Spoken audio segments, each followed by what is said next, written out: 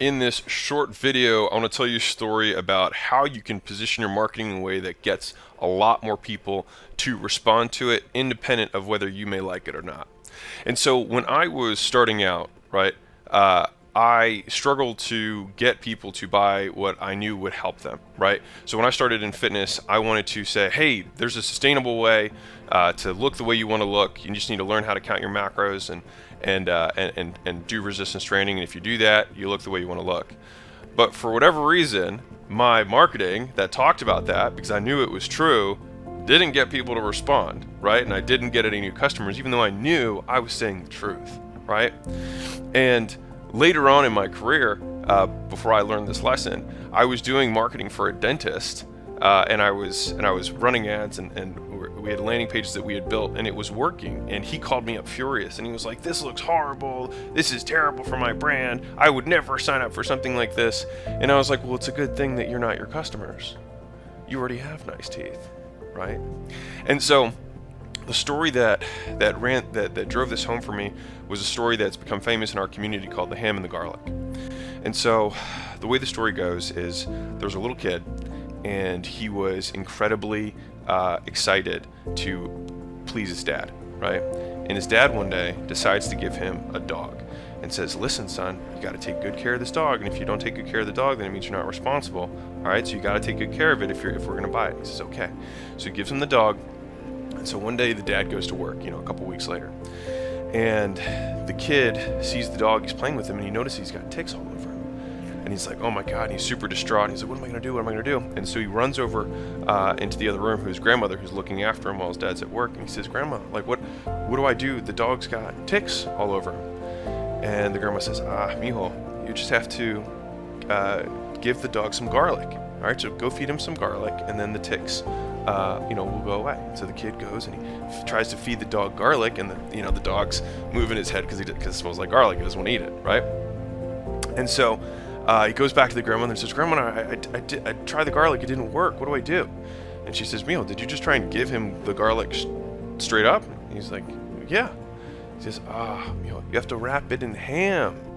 Wrap it in ham first, then feed it to the dog." So he's like, "Okay." So he wraps it in ham, then goes to the dog eats it, and then an hour later, the ticks start crawling up the wall because the dog starts, sweating out garlic, whatever, right? And the kid feels saved because the dog is taken care of and the dad still is proud of him, etc. But the moral of the story is that you have to give people what they want in order to give them what they need. And so many times people are not at the perspective from which they don't have the perspective, they don't have the context to understand what you're saying because you already in the know. And so you have to go back in time to before you knew what you know now, and meet people where they're at, and then walk them across the bridge to where you need them to go. And so when we started marketing fitness, we would market, short duration challenges, detoxes, things like that, because we knew that people who were in that state of mind, what they want is a quick fix, right? And so what we would have to do is we'd bring people in, we'd give them what they want to get them to respond, and then once we earned their trust, we said, "Hey, I know you had we had some success in this first few weeks, but you're not here just for a few weeks because you don't want to gain it back, right? Of course not, right? You really want this to be a long-term thing, because if you lose it and gain it back, what's the point?" And they're like, "Yeah." And it's like, and at this point we said, this is the garlic. What you need to do is you need to learn how to count your calories, you got to learn how to eat macros, and you got to learn how to train for real. All right. And so when we had that, we now had the context to have the truthful conversation with them and deliver the garlic, right? But it took the ham to get them in the door. And so right now, you may have something that you're trying to market in your business, and you're trying to get new customers in the door, and you're marketing from a position of already knowing the answer. And that's the issue. And you may shake your fist at these other marketers, your competitors. They're like, and you're like, "Man, they're marketing short duration things. They're marketing these whatevers," right? But they're probably marketing it because it's working for them.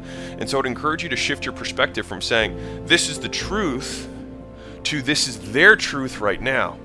And I need to meet them where they're at. I have to go back across the bridge to where I used to be, talk to them in that language, relate to them, understand their problems and their fears, and then once I've convinced them to trust me enough, then deliver the garlic to them." So you have to give them what they want, in order to give them what they need. And this is in essence what a lot of great marketing is, especially if you have any type of business that has any sort of transformation that you're delivering. Anything that the other person has to take some steps towards you in order to be successful. And so that story's always stuck with me because it applies to any type of coaching or mentor-mentee relationship, or really anything that you're marketing to the public where you need them to break a belief in order to consume your service or get the result that you need them to have, right? Or that they really need for themselves. And so many times you can't begin with the end.